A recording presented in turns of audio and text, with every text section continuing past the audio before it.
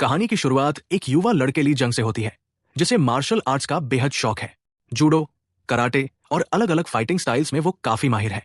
Taekwondo में उसने second and black belt भी हासिल कर रखा है। सख्त ट्रेनिंग के बावजूद वो अपने दोस्तों के साथ हंसी मजाक और मस्ती के लिए भी समय निकाल लेता है। ली के पिता एक छोटे से रेस्टोरेंट का संचालन करते हैं। रोज शाम को अपने अभ्यास के बाद ली फूड डिलीवरी का काम करके पिता का हाथ बंटाता है। एक रात डिलीवरी खत्म कर घर लौटते समय सुनसान सड़क पर उसे हलचल दिखाई देती है। एक पुलिस अधिकारी किसी संदिग्ध को पकड़ने की कोशिश कर रहा होता है। अचानक वो व्यक्ति टूटी कांच की बोतल उठाकर पुलिसकर्मी पर हमला करने बढ़ता है। ये देखकर ली बिना देर किए बीच में कूद पड़ता है और तेजी से वार रोक देता है। हालांकि संदिग्ध को काबू में कर लिया जाता है, फिर भी वो शांत नहीं होता। स्थिति को संभालने के लिए ली एक सटीक किक लगाता है, जिससे वो व्यक्ति बेहोश हो जाता है। जब सब शांत होता है और वे उसकी तलाशी लेते हैं, तब ली की नजर उसके पैर पर बंधे एक इलेक्ट्रॉनिक उपकरण पर पड़ती है, मानो कोई ट्रैकिंग डिवाइस हो। यह देखकर ली को एहसास होता है कि मामला साधारण नहीं है और शायद इसके पीछे कोई बड़ा रहस्य छिपा है। कुछ समय बाद ली की बहादुरी की सराहना करते हुए पुलिस विभाग उसे सम्मानित करता है। इस घटना के बाद एक अधिकारी पार्क उससे मिलने आता है। पार्क उसे बताता है कि शहर में लगभग 500 ऐसे लोग हैं जिनके पैरों में काले इलेक्ट्रॉनिक एंकल बैंड लगाए गए हैं। ये डिवाइस जीपीएस ट्रैकर की तरह काम करते हैं और उन अपराधियों पर नजर रखने के लिए उपयोग किए जाते हैं जो गंभीर अपराधों के बाद हाल ही में जेल से बाहर आए हैं। पुलिस इनकी गतिविधियों पर लगातार निगरानी रखती है ताकि वे दोबारा किसी गैरकानूनी काम में शामिल न हों। बातचीत के दौरान पार्क ली को अपनी विशेष यूनिट के साथ जुड़ने का प्रस्ताव देता है। शुरुआत में ली इस ऑफर को ठुकरा देता है। तब पार्क समझाता है कि उनकी टीम को तुरंत एक कुशल मार्शल आर्टिस्ट की आवश्यकता है, क्योंकि उनका साथी वेनिस गंभीर रूप से घायल है और फिलहाल ड्यूटी करने की स्थिति में नहीं है। ली के दोस्तों ने उसे समझाया कि ये उसके लिए बेहतरीन अवसर है। उसके पिता ने भी सहमति दे दी और अगले दिन ली आधिकारिक तौर पर स्पेशल पुलिस यूनिट का हिस्सा बन गया। ये यूनिट सामान्य पुलिस बल से अलग तरीके से काम करती थी। इसके सदस्य यूनिफॉर्म नहीं पहनते थे और संदिग्धों से पूछताछ के लिए उन्हें हर बार वारंट की आवश्यकता नहीं होती थी। उनका मुख्य दायित्व उन अपराधियों पर नजर रखना था जिनके पैर पर इलेक्ट्रॉनिक एंकल बैंड लगे हुए थे। इन बैंड्स के जरिए उनकी लोकेशन ट्रैक की जाती थी। यदि किसी डिवाइस की बैटरी 30% से नीचे चली जाती तो अधिकारी संबंधित व्यक्ति को कॉल कर उसे तुरंत चार्ज करने की चेतावनी देते। कॉल को अनदेखा करने या संदिग्ध गतिविधि दिखाने पर टीम सीधे उसकी लोकेशन पर पहुंचती, पूछताछ करती और जरूरत पड़ने पर गिरफ्तार भी कर लेती। शुरुआत में ली को यह काम काफी निराशा लगा। उसे संदेह होने लगा कि वो इस नौकरी में लंबे समय तक टिक पाएगा या नहीं। तभी सिस्टम में अलर्ट आया कि एक अपराधी के एंकल बैंड की बैटरी 30% से कम हो गई है। ली ने उसे कॉल किया, लेकिन उसने तुरंत फोन काट दिया। रिकॉर्ड की जांच में पता चला कि वो पहले गंभीर अपराध के मामले में पकड़ा जा चुका था। बिना देर किए पार्क ली को साथ लेकर संदिग्ध के पते पर पहुंचा। वहां ली ने देखा कि घर की एक खिड़की की लोहे की सलाख गायब थी। उसने अंदाजा लगाया कि संदिग्ध उसी रास्ते से भागने की योजना बना रहा है। पार्क मुख्य दरवाजे से अंदर गया, जबकि ली बाहर खड़ा होकर इंतजार करने लगा। अंदर जाकर पार्क ने देखा कि वो व्यक्ति फिर से एक लड़की पर हमला करने की कोशिश कर रहा था। पकड़े जाने के डर से वो खिड़की से कूदकर भागा, लेकिन बाहर ली पहले से तैयार खड़ा था। ली ने सटीक और ताकतवर किक से उसे गिरा दिया और भागने से रोक लिया। पार्क एक बार फिर ली की बहादुरी और फुर्ती से इंप्रेस हुआ। अपराधी को हिरासत में लेकर टीम वहां से लौट गई। इस पूरी घटना ने ली को अंदर तक बदल दिया। अब उसे समझ आ गया था कि यह काम सिर्फ रोमांचक ही नहीं, बल्कि बेहद मायने रखने वाला भी है। उसने एक बेगुनाह लड़की को बचाया था और उसके लिए इससे बड़ी उपलब्धि कुछ नहीं हो सकती थी।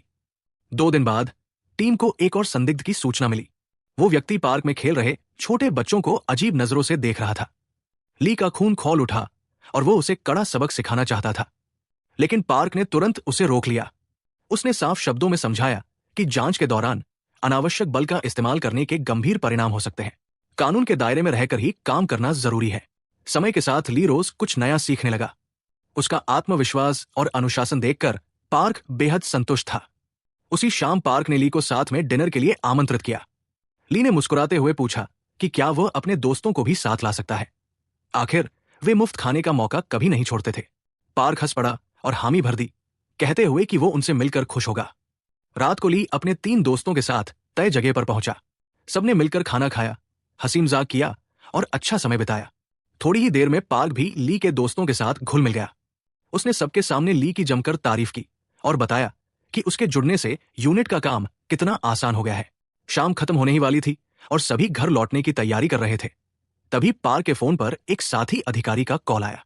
उसे एक खतरनाक अपराधी के बारे में बताया गया जो हाल ही में हत्या के मामले में 15 साल की सजा काटकर जेल से बाहर आया था। वो आदमी केवल 1 महीने पहले जेल से रिहा हुआ था और उसने अपने पैर का ट्रैकिंग बैंड काटकर फेंक दिया, जिससे पुलिस के लिए उसे ट्रैक करना लगभग नामुमकिन हो गया। जानकारी मिली थी कि उसकी आखिरी लोकेशन आसपास की थी। ली ने अपने दोस्तों से मदद मांगने का फैसला किया। उसके एक दोस्त के पास ड्रोन था और इसी की मदद से उन्होंने जल्दी से संदिग्ध को तलाश लिया। ली अकेला ही उसका सामना करने चला गया क्योंकि पार्क उसका पीछा नहीं कर पा रहा था। जैसे ही ली वहां पहुंचा, उस आदमी ने अचानक उस पर चाकू से हमला कर दिया। ली ने खुद को बचाते हुए वार को चकमा दिया और एक जोरदार लात मारकर उसे गिरा दिया। लेकिन इससे पहले कि ली उसे गिरफ्तार कर पाता, उस आदमी ने फिर से चाकू उठाया और भागने और दूसरों को नुकसान पहुंचाने की धमकी दी। ली के लिए यह स्थिति बेहद तनावपूर्ण हो गई थी। उसे समझ नहीं आ रहा था कि इस खतरनाक स्थिति का सामना कैसे किया जाए।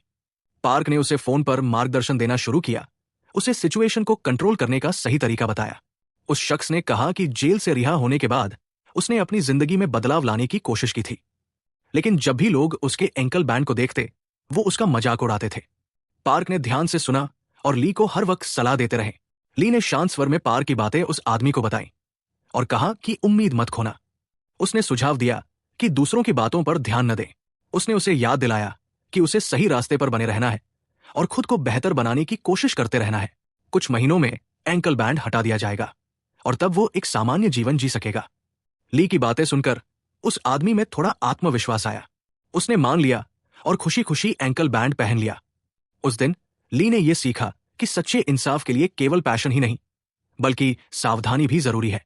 इसके तुरंत बाद एक समाचार चैनल ने बताया कि डोंगू नाम का एक खतरनाक अपराधी जेल से रिहा हो रहा है। उसके खिलाफ 12 साल से कम उम्र के बच्चों के साथ दुर्व्यवहार के करीब 15 केस थे, जिसकी वजह से पुलिस बहुत चिंतित थी। उन्हें यह चिंता थी कि वो फिर से अपराध कर सकता है। कुछ दिनों बाद ली एक भीड़ भाड़ वाले बाजार से गुजरा और देखा कि एक आदमी एंकल ब्रेसलेट पहनकर एक रेस्टोरेंट के अंदर बैठा है। उस शख्स ने जिस तरह से एक वेट्रेस को छूने की कोशिश की, उससे उसके इरादे साफ हो गए। खतरा समझते ही ली तुरंत अपने ऑफिस गया ताकि उस आदमी का रिकॉर्ड चेक कर सके। उसे पता चला कि वो पहले भी रेप के मामले में जेल जा चुका था। कानूनी कारणों से उसका एंकल ब्रेसलेट पहले ही हटा दिया गया था। सभी संकेत बताते थे कि वो आदमी कुछ भयानक योजना बना रहा है। बिली और पार्क उस इलाके में पहुंचे और आसपास की दुकानों की खोजबीन शुरू की, विशेष रूप से उन जगहों पर जहां केवल महिलाएं काम करती थी। इस दौरान संदिग्ध चुपचाप वहां से भाग निकला। वो एक महिला के नाई की दुकान में घुस गया, जहां उसने उस पर हमला किया और उसे दबाने की कोशिश की। लेकिन ली समय पर पहुंच गया और उसने अपराधी को ठीक से पीटकर एक और वारदात को टाल दिया। इसके बाद यह निर्धारित करने के लिए एक पुलिस मीटिंग आयोजित की गई कि कौन सी यूनिट डोंगू पर निगरानी रखेगी। पार्क ने आत्मविश्वास के साथ अपनी बात रखी। उसने कहा कि उनकी टीम में ली जैसा बहादुर ऑफिसर है, इसलिए उस जिम्मेदारी का भार उन पर डालना चाहिए। जब ली ने बाद में पार्क से मुलाकात की तो उसने अपनी भावनाएं ईमानदारी से साझा की। उसने कहा कि उसे ये काम सच में बहुत पसंद है और वह इसे जीवन भर करना चाहता है। पार्क को यह सुनकर खुशी हुई। फिर वो दिन आया जब डोंगू जेल से रिहा हुआ। ली और पार्क एंकल बैंड प्रक्रिया को पूरा करने के लिए जेल पहुंचे। उसके पैर में ट्रैकिंग डिवाइस लगाने के बाद एक पुलिस टीम उसे घर तक ले गई। उसके घर के बाहर गुस्साई भीड़ इकट्ठा हो गई थी। लोग चिल्ला रहे थे कि डोंगू जैसे इंसान को आजादी नहीं मिलनी चाहिए। विरोध के बावजूद पुलिस टीम उसे छोड़कर चली गई। अब ली और उसकी टीम की सबसे बड़ी चुनौती डोंगू पर ध्यान देने की थी। एक रात डोंगू का पुराना दोस्त चुपके से उससे मिलने आया। वे बिल्डिंग की छत पर जाकर बातचीत करने लगे। उनकी चर्चा में पुलिस और एंकल बैंड सिस्टम के प्रति खूब नाराजगी थी। उस दोस्त का नाम राजार था। कुछ साल पहले वे दोनों एक ही जेल में रहे थे। राजार ने डोंगू से पूछा कि क्या उसने लेटर में दिए गए ऑफर के बारे में सोचा है। डोंगू ने कहा कि वो इसे स्वीकार करना चाहता है, लेकिन एंकल बैंड की वजह से वो थोड़ा नर्वस था। राजार ने उसे समझाया कि उसे पुलिस से डरने की कोई जरूरत नहीं। उसने भरोसा दिलाया कि वे सब कुछ संभालेंगे। 2 दिन बाद ली ने देखा कि डोंगू अपने घर से निकलकर एक पॉश इलाके की ओर बढ़ रहा है। जिस बिल्डिंग में डोंगू घुसा उसमें छोटे बच्चों का कोचिंग सेंटर भी था। यह देखकर ली तुरंत उसके पीछे चला गया। डोंगू बेसमेंट में गया और राजार और उसके साथियों से मिला। वहां उसे उनके असली मंसूबों के बारे में पता चला। वे चुपके से बच्चों के अश्लील वीडियो बनाकर उन्हें डार्क वेब पर अपलोड कर रहे थे। वे चाहते थे कि डोंगू उनके ऑपरेशन का हिस्सा बने और हर वीडियो के लिए उसे काफी पैसे दिए जाने वाले थे। उनके लिए यह केवल मनोरंजन था, डोंगू ने कोई झिझक नहीं दिखाई और बिना किसी संकोच के ऑफर स्वीकार कर लिया। ली डोंगू का पीछा करते हुए उस जगह तक पहुंच गया था, लेकिन वे लोग टिंटेड खिड़कियों वाली एक कार में बैठे थे। ली देख नहीं पा रहा था कि अंदर क्या हो रहा है। उसने ध्यान से कार का लाइसेंस नंबर नोट किया और वहां से चला गया। फिर ली ने पार्क को फोन किया और बताया कि वो डोंगू का पता नहीं लगा पाया है।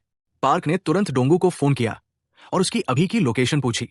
डोंगू ने आसानी से जवाब दिया कि वो नूडल्स खाने बाहर गया था। इससे पहले कि ली उस तक पहुंच पाता, डोंगू एक थाई रेस्टोरेंट में घुस गया। डोंगू को पहले से पता था कि उस पर नजर रखी जा रही है। इस बार वो पुलिस को गुमराह करने में कामयाब रहा। बाद में ली और पार्क को ऑफिस में हालात पर बात करते देखा गया। ली ने बताया कि डोंगू के घर के पास कई थाई रेस्टोरेंट है, सिर्फ नूडल्स खाने के लिए उसके इतनी दूर आने की कोई वजह नहीं थी। इससे यह साफ हो गया कि वो उस बिल्डिंग में जानबूझकर गया था। इसके तुरंत बाद जिस घायल ऑफिसर की जान ली ने पहले बचाई थी, उसे हॉस्पिटल से छुट्टी मिल गई। उसने ली को बचाने के लिए धन्यवाद दिया और उसे एक जोड़ी ग्लव्स गिफ्ट में दिए। वेनिस के ड्यूटी पर वापस आने से टीम और भी मजबूत हो गई। अगले दिन एक 10 साल की लड़की को खेलते समय किडनैप कर लिया गया। राजार ने डोंगू को वो जगह दिखाई जहां वे वीडियो रिकॉर्ड करने वाले थे। पुलिस चुपचाप उनकी हरकतों पर नजर रख रही थी। एक रात जब डोंगू अपने घर से निकला तो ली ने चुपके से उसका पीछा किया। उसी समय पुलिस को एक और क्रिमिनल के बारे में अलर्ट मिला। कुछ घंटे पहले उसकी लोकेशन बदल गई थी और उसके एंकल बैंड की बैटरी 30% से नीचे चली गई थी। वेनिस ने सस्पेक्ट को पूछताछ के लिए कॉल किया। उस आदमी ने गोलमोल जवाब दिया और कॉल काट दिया। पार्क और वेनिस उसका सामना करने के लिए उस जगह पर पहुंचे। हालांकि यह गैंग का बिछाया हुआ एक जाल निकला। सस्पेक्ट ने हथियारबंद गुंडों का एक बड़ा ग्रुप इकट्ठा किया था। उनके बीच जोरदार लड़ाई छिड़ गई। इस बीच डोंगू ने ली के लिए भी एक जाल बिछाया था। उसका पीछा करते हुए ली अनजाने में उसमें फंस गया। राजार के कई आदमी उसे मारने के लिए पहले से ही वहां इंतजार कर रहे थे। डोंगू जल्दी से मौके से भाग निकला। संख्या में कम होने के बावजूद ली ने अपने लड़ाई के अनुभव पर भरोसा किया। एक साथ होकर भी हमलावरों का सामना करना हमारे लिए संभव नहीं हुआ। ली ने अदम्य साहस के साथ उनकी चुनौती स्वीकार की और एक एक कर उन्हें हराया। इसी बीच पार्क और वेनिस खुद को एक गंभीर खतरे में पाए। उन्होंने बहादुरी से गैंगस्टरों के खिलाफ खड़ा होना पसंद किया। अंततः वे उनमें से अधिकांश को पराजित करने में सफल रहे, लेकिन इस हिंसक झड़प के दौरान दोनों ऑफिसर्स गंभीर रूप से घायल हो गए। दूसरी तरफ सभी गुंडों को हराने के बाद ली ने डोंगू का पीछा किया और उस स्थान तक पहुंचा जहां वीडियो शूट किया जाना था। जैसे ही वो बेसमेंट में पहुंचा, उसने एक लड़की की चीख सुनी। उसे तुरंत एहसास हुआ कि डोंगू पहले से ही अंदर था। ली ने दरवाजा खोलने की कोशिश की, लेकिन वो सफल नहीं हो सका। उसने बाहर निकलने का रास्ता ढूंढा, एक खिड़की तोड़ी और अंदर दाखिल हो गया। ली ने बिना किसी हिचकिचाहट के उन पर जबरदस्त हमला किया, लेकिन एक पुलिस ऑफिसर होने के नाते उसे उन्हें मारने की अनुमति नहीं थी। इसी का फायदा उठाते हुए डोंगू ने चाकू से जवाबी हमला किया। इस लड़ाई के दौरान ली गंभीर घायल हो गया। राजार ने मौका पाकर भागने में सफलता पाई, लेकिन डोंगू ने डरी हुई लड़की की ओर बढ़ना जारी रखा। ली ने उसे रोकने के लिए हर संभव प्रयास किया, लेकिन डोंगू ने उसे चाकू मार दिया, जिससे वो गंभीर रूप से घायल हो गया। दूर से पुलिस की सायरन सुनाई देने लगी। डोंगू ने मौके से भाग निकला। ली ने अपनी जान की परवाह न करते हुए लड़की को बचाया। अपनी चोटों के कारण वो अगले कई दिनों तक अस्पताल में रहा। उसकी हालत देखकर उसके पिता बहुत दुखी हुए। उन्हें अपने बेटे की इस खतरनाक ड्यूटी की अनुमति देने का पछतावा था। जब ली कुछ घंटे बाद होश में आया तो उसका पहला सवाल डोंगू के बारे में था।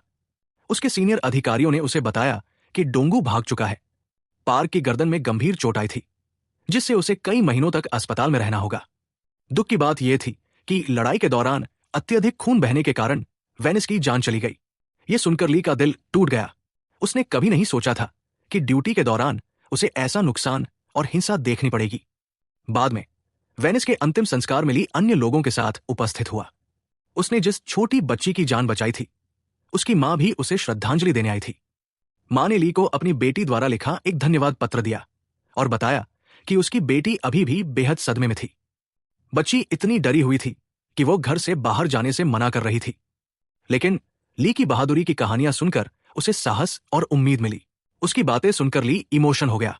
उसे हैरानी हुई कि उस मासूम लड़की ने ऐसा क्या किया था कि उसे इतनी तकलीफ हो रही है। उसे एहसास हुआ कि हर जगह लोगों का दिल एक जैसा ही साफ होता है। बाद में जब ली पार्क से मिलने गया तो पार्क ने उसे इस केस से दूर रहने की सलाह दी। उसने कहा कि अब क्राइम ब्रांच सब कुछ संभाल लेगी।